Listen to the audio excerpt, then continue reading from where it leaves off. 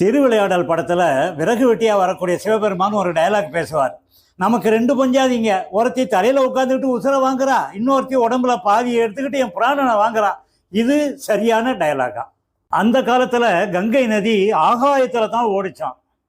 பகீரதன் அப்படிங்கிற ஒரு இளவரசன் கங்கை நதியை ஒரு காரணத்துக்காக பூமிக்கு, அதுவும் பாதாள லோகத்துக்கு வரும்படி கேட்டான். அதுக்கு கங்கை அம்மா என்ன சொன்னாங்க, நான் பூமிக்கு வரும்போது பயங்கர வேகத்தோட வருவேன், அப்போ தாவரங்கள் மற்ற செடி கொடிகளையெல்லாம் அழிச்சிடுவேன், அதனால் யாருக்கிட்டையாவது சொல்லி என்னை தாங்கி பிடிச்சி மெதுவாக பூமியில் விடுற மாதிரி ஏற்பாடு செய் அப்படின்னு சொன்னாங்க. சரின்னு பகீரதன் மகாவிஷ்ணுகிட்ட போய் கேட்டான். மகாவிஷ்ணு, எப்போ கங்கையோட பிரவாகத்தை என்னால் தாங்க முடியாதுப்பா அப்படின்னு மறுத்துட்டார். உடனே பிரம்மா கிட்ட போய் கேட்டான். அவரும் நேராக சிவபெருமான்கிட்ட போய் கேட்டான். சிவன் சொன்னார், நான் என்னோட ஜடாமுடியை ரெண்டு கையாலையும் விரிச்சு தாங்கி பிடிச்சிக்கிறேன், கங்கையை அதில் குதிக்க சொல்லு, நான் மெதுவாக பூமியில் விட்டுறேன்னு சொன்னார். இதை கங்கை கிட்ட போய் சொன்ன உடனே கங்கைக்கு ஒரு ஆணவம் வந்தது. மும்மூர்த்திகள் கூட தன்னுடைய பிரவாகத்தை, வேகத்தை, ஆற்றலை தாங்க முடியாம தவிக்கிறாங்க பார்த்தியா அப்படின்னு ஒரு ஆணவத்தோட சிவபெருமானுடைய ஜடாமுடியில குதிச்சான்.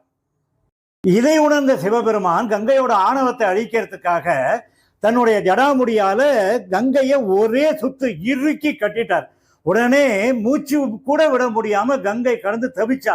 கங்கை சொன்னா, பெருமானே, என்னுடைய ஆணவத்தை அழித்து விட்டீர்கள், என்னை மன்னித்து விடுங்கள்னு கதறினா.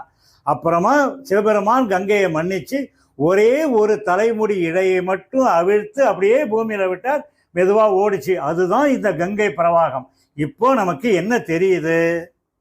கங்கையோட கதை இதுதான். கங்கை சிவபெருமானின் மனைவி அல்ல. திருமியச்சூர்ல லலிதாம்பிகை கோயிலுடைய தெற்கு கோஷ்டத்துல கஷேத்திர புராணேஸ்வரர் அப்படின்னு இருப்பார்.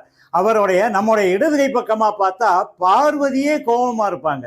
அப்போ சிவபெருமான் அவருடைய பார்வதியோட தாவங்கட்டையை பிடிச்சிக்கிட்டு, கோச்சிக்காதடி தங்கம், நான் கங்கையோட ஆணவத்தை அடக்கிறதுக்காக அதை பண்ணினேன், இப்போ ராஜேந்திரன் சொன்னானே அதுதான் உண்மை அப்படின்னு அவரை தாஜா பண்ணாங்க.